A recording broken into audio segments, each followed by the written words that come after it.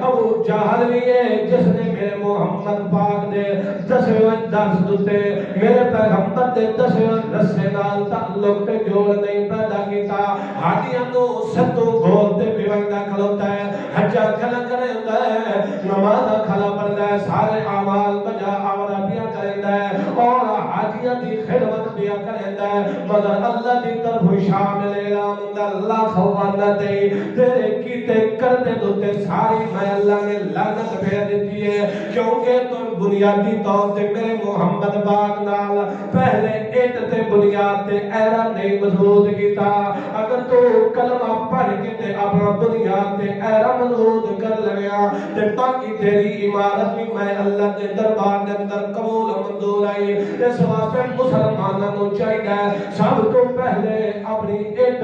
اپنی بنیاد اپنے عقیدے کی بنیاد اپنے ایمان